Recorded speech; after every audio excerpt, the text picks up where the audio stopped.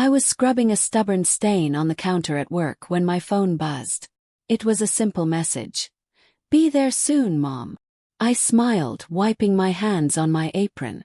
My son Ian was as good as his word. At 18, he was already a man in so many ways, always ready to lend a hand.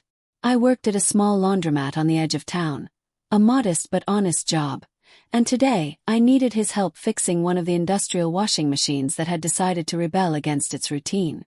When Ian arrived, the door chimed, and his familiar silhouette filled the entryway. Broad-shouldered, with an easy confidence that had grown with him. He carried a tool bag in one hand and a knowing smile on his face. "You said you had a machine giving you trouble?" he asked, setting the bag down on the counter. "Machine number 3, I said, pointing toward the row of stainless steel beasts. "It's leaking and I can't figure out why." Ian crouched in front of the machine, tools clinking as he worked. I couldn't help but watch him, marveling at how effortlessly he moved. He had always been quick with his hands, a natural problem solver. In so many ways, he reminded me of his father, though I didn't dwell on that much these days. As he worked, we fell into easy conversation.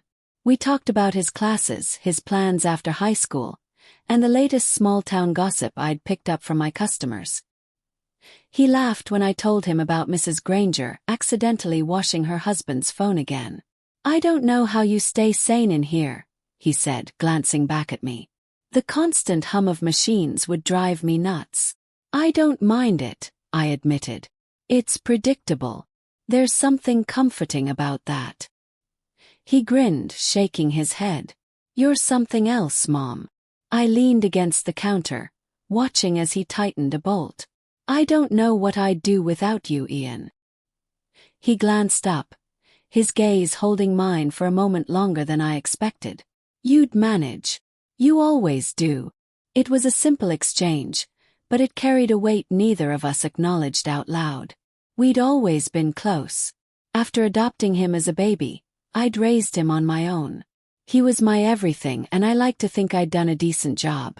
But lately, there was a shift between us, subtle but noticeable. Moments that felt heavier, more charged. I dismissed it as my imagination. "Done," he declared, standing up and wiping his hands on a rag. "Should work fine now, but let me know if it acts up again." "Thanks, sweetheart." I hesitated before adding, "Can I make you dinner tonight?" "It's the least I can do." He smiled. "Deal." Back at home, the kitchen smelled of roasted chicken and herbs. Ian sat at the small dining table, flipping through an old photo album I'd left out. Every so often he'd laugh or comment on a picture, his voice filling the quiet space. "You were so young here," he said, holding up a photo of me from my 20s.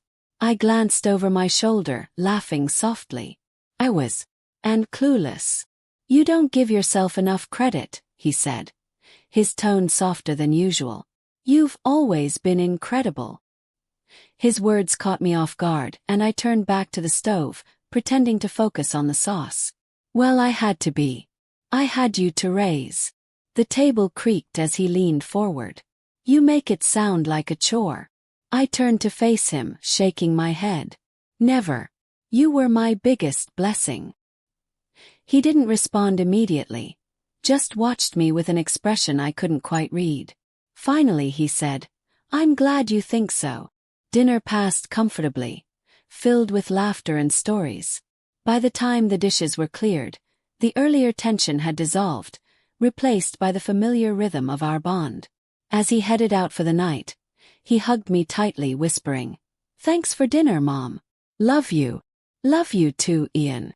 I stood in the doorway, watching as he disappeared down the street. The cool night air brushed against my face, and I couldn't shake the feeling that something had shifted between us. Not in a bad way, just different. And maybe, for now, that was enough. The next morning, as I sat behind the counter at work sipping lukewarm coffee, my phone buzzed. It was Ian. His message was short but made my heart skip in the strangest way. "Do you have another broken machine by any chance? Because I want to see you." I stared at the screen, reading the words again and again. A warmth rose in my chest, spreading like a fever. The simplicity of it, the way he didn't bother with pretense, made me feel something I hadn't in years. Exhilaration. I smiled to myself, thinking of his teasing nature and how much I enjoyed it. Impulsively I typed back, "I'm stuck in the washing machine. Come and get me out." I hit send before I could second-guess myself. It was ridiculous, sure, but I knew Ian would get a kick out of it. Not even a minute later, his reply popped up. "On my way. Don't go anywhere." I laughed softly, shaking my head at his quick response. He had no idea I was joking, but I figured he'd realize soon enough. Within 20 minutes, the familiar chime of the doorbell rang. Ian strode in, his dark eyes scanning the room. "Mom," he called, looking around. "Are you serious?" I peeked out from behind the counter, grinning. "Gotcha." His gaze locked on mine, and for a moment he just stared. Then a slow smile spread across his face, half amused, half exasperated. "You're unbelievable, you know that?" Before I could respond, he crossed the room in a few quick strides. "You're in trouble for this one," he said, reaching for me. "Wait, Ian." I squealed, backing up, but it was too late. His hands found my sides, and he started tickling me relentlessly. Laughter spilled out of me uncontrollably as I squirmed, trying to escape. "Ian, stop. I can't breathe." "That's what you get for making me rush over here," he teased, his grin widening. "Stuck in the washing machine, huh? I should have known." Somehow, I managed to grab his wrists and pull him to a halt, both of us breathless from laughing. He looked down at me, his face just inches away, and suddenly the air shifted. It wasn't laughter anymore. It was something else entirely, something quiet and charged like the moment before a storm. His hands rested on my waist, and he didn't pull away. Neither did I. "I'm glad you called me," he said softly, his voice lower than usual. "I didn't really call you though," I murmured, trying to keep the moment light, but my voice faltered. "It was just a prank." He tilted his head, his gaze locking onto mine with an intensity that made my breath catch. "Still, I like being here with you." Before I could say anything, Ian leaned down and kissed me. His lips were warm and tentative, as if he wasn't sure I'd let him, but I didn't move. Couldn't. It was as though the ground beneath me had vanished, and all I could feel was him. The kiss was brief, just a soft brush of lips, but it was enough to leave me dizzy. When he pulled back, he searched my face, his expression uncertain. "Was that okay?" he asked hesitantly.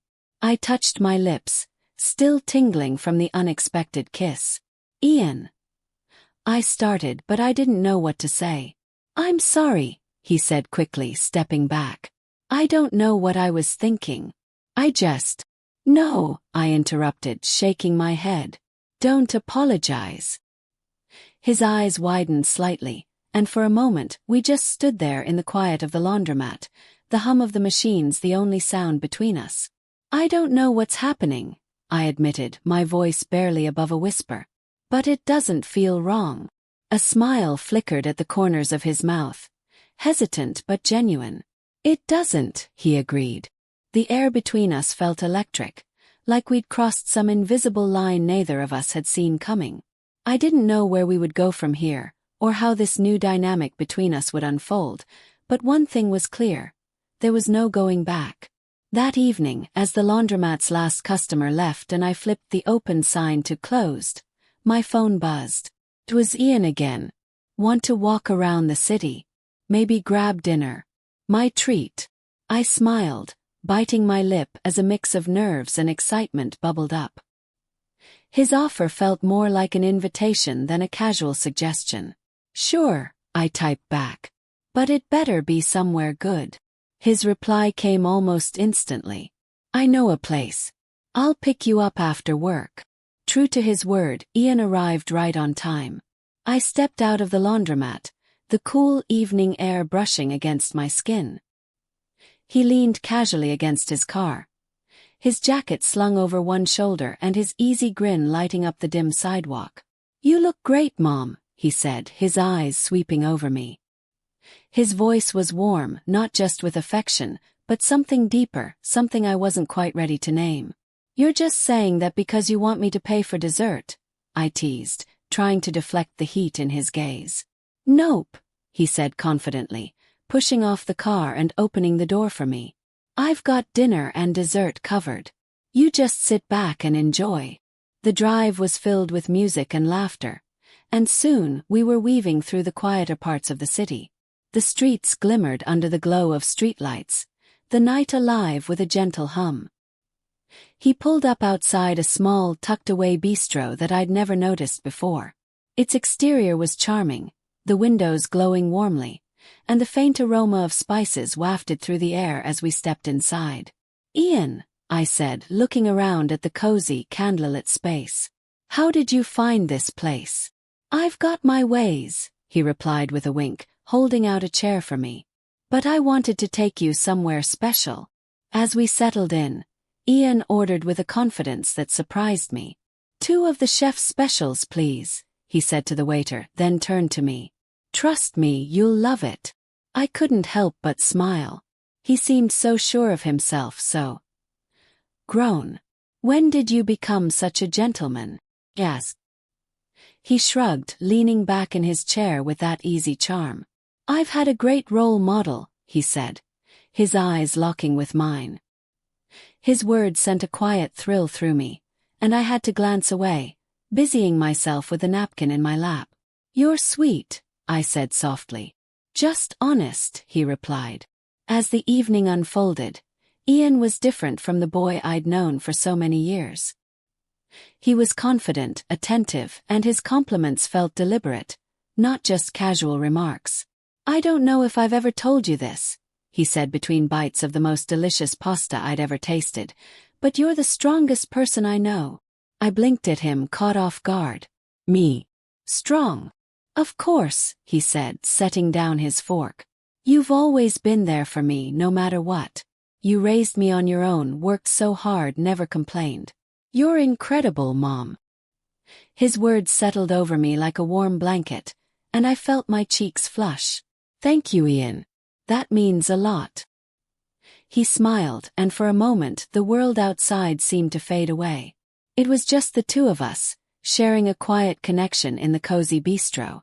After dinner, we stepped out into the crisp night air. The city sparkled around us, the streets quieter now but still alive with a certain charm. Ian offered his arm, and with a laugh, I looped mine through his. "I feel like I'm being escorted by a prince," I joked. "Well, it's only fitting," he replied, his tone playful but sincere. "You're a queen." We wandered through the streets, stopping to admire twinkling shop windows and the occasional street musician. At one point, we passed a small park where the fountain sparkled under the moonlight. Ian tugged me toward it, insisting we make a wish. I laughed but played along, closing my eyes and tossing a coin into the water. "What did you wish for?" I asked as we walked away. He hesitated, glancing at me with a soft smile. "I'll tell you if it comes true." The rest of the night passed in a blissful blur. Ian's confidence, his humor, and the way he looked at me. It all felt like a dream I didn't want to wake from. By the time we returned to the laundromat to pick up my car, I didn't want the night to end. "I had a great time," I said, turning to him before getting out. "Thank you, Ian." He reached out, his hand brushing mine. "So did I." There was a moment, heavy and quiet, where neither of us spoke. He leaned in slightly, his gaze lingering on mine. My breath hitched, and for a fleeting second, I thought he might kiss me again.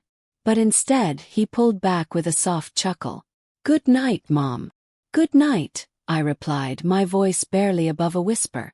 As I drove home, the night replayed in my mind, every word and glance echoing in my thoughts. I didn't know where this new closeness between us would lead, but I couldn't deny how alive it made me feel.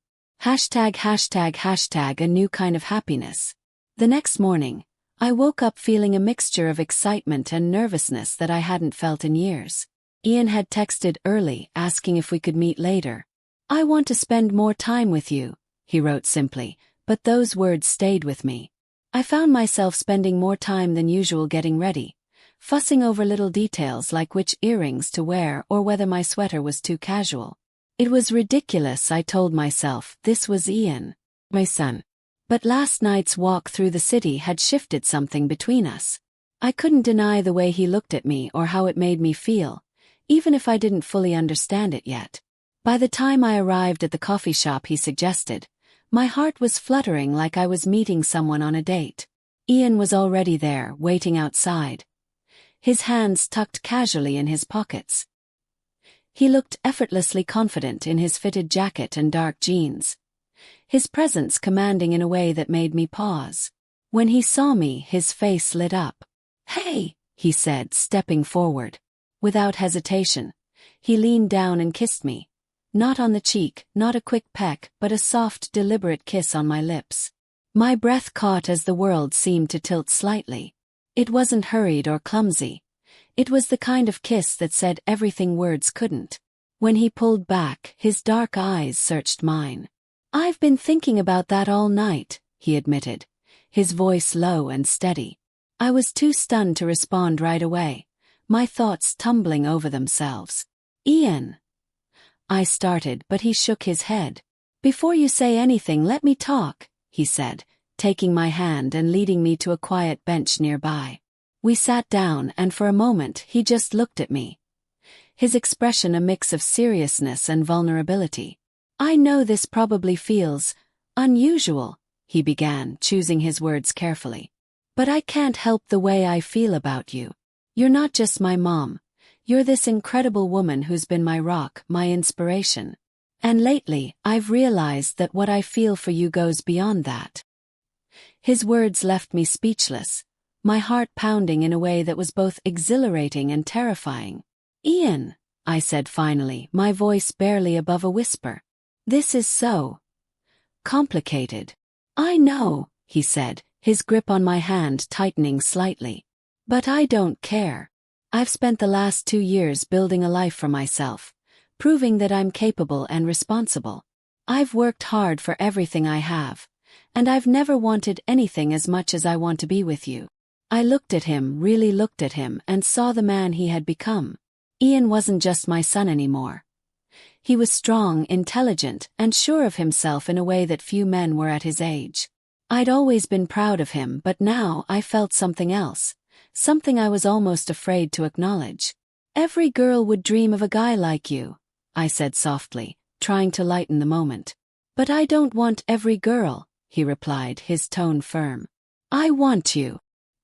His words sent a thrill through me, one I couldn't ignore, no matter how much I told myself I should. We spent the rest of the day walking through the park, stopping to sit by the lake and talk. Ian told me about his YouTube channel, how he'd grown it from a small passion project into something that not only paid his bills but gave him freedom and confidence. He spoke about his plans, his dreams, and how he wanted to share them with me. "You've always been the one person who believed in me," he said, his hand brushing against mine as we sat on a bench overlooking the water. "You're my favorite person in the world, and I want you to be part of everything I do." His words touched something deep inside me. I couldn't remember the last time someone had made me feel this cherished, this seen. As the afternoon turned into evening, Ian suggested dinner at a nearby restaurant he loved. The meal was perfect, the conversation easy, and the way he looked at me made my cheeks warm. When we stepped outside, the cool night air brushing against us, Ian took my hand again. This time I didn't pull away. "You're everything to me," he said as we stopped under a street lamp, his gaze steady and full of emotion. "And I'll spend every day proving that to you if you'll let me." I didn't know what to say. My heart felt full and conflicted all at once, but when he leaned down to kiss me again, I didn't stop him. It felt like a beginning, though I wasn't sure where it would lead. All I knew was that for the first time in years I felt truly alive, and Ian was the reason why.